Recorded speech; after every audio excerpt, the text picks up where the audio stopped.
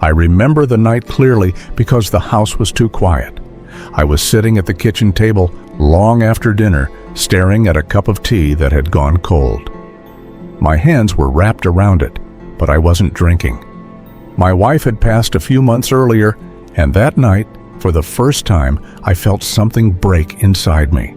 Not loudly, not all at once, just a small crack.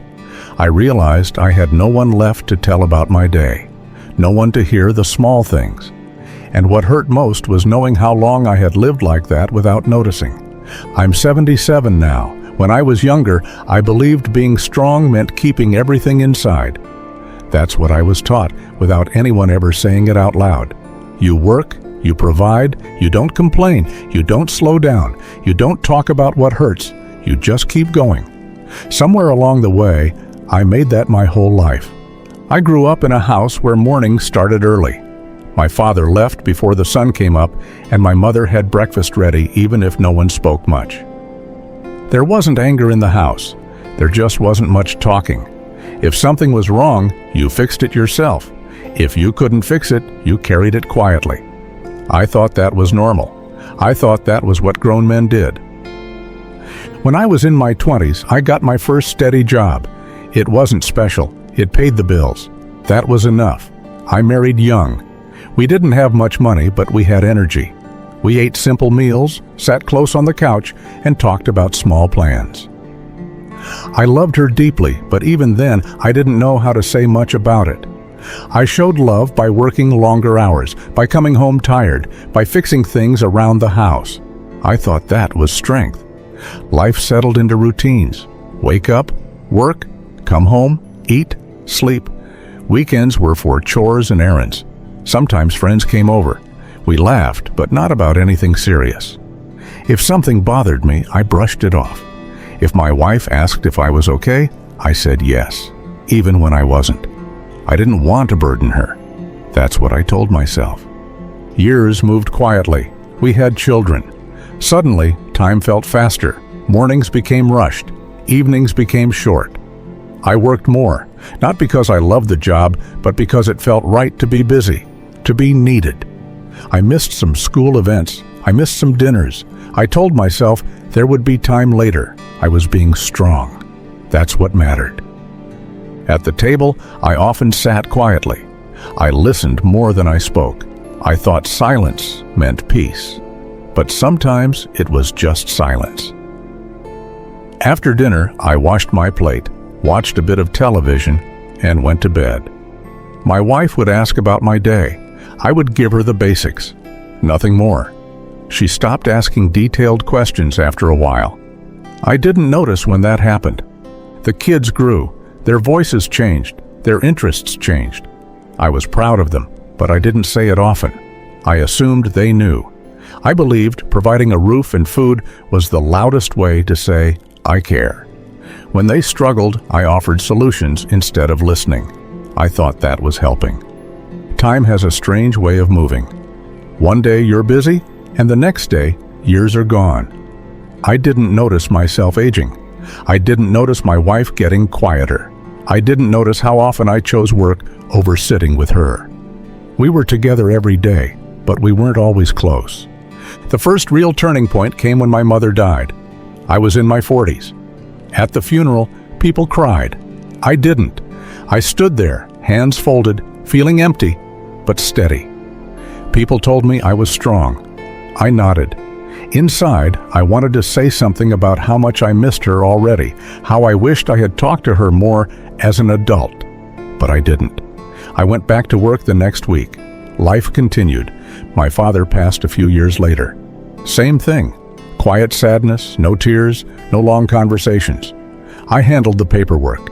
I fixed what needed fixing. Strength? Again. Or what I thought was strength. As the kids left home, the house grew quieter. I liked the calm at first. It felt earned. I told myself I had done my part. My wife and I ate dinner together, just the two of us. Sometimes we talked about the kids, sometimes about bills, sometimes about nothing at all. I didn't ask her how she was feeling. She didn't ask me either. We assumed. Retirement came faster than I expected. One day I was working. The next day I wasn't. People shook my hand. They said I deserved the rest. At home, the days felt long. I didn't know what to do with myself. I fixed things that didn't need fixing. I watched the same shows. I went for walks alone. My wife suggested trips. I said, maybe later. I didn't feel ready to slow down. Being busy had become my identity. Then she got sick. At first, it was small things. Fatigue, doctor visits, medications.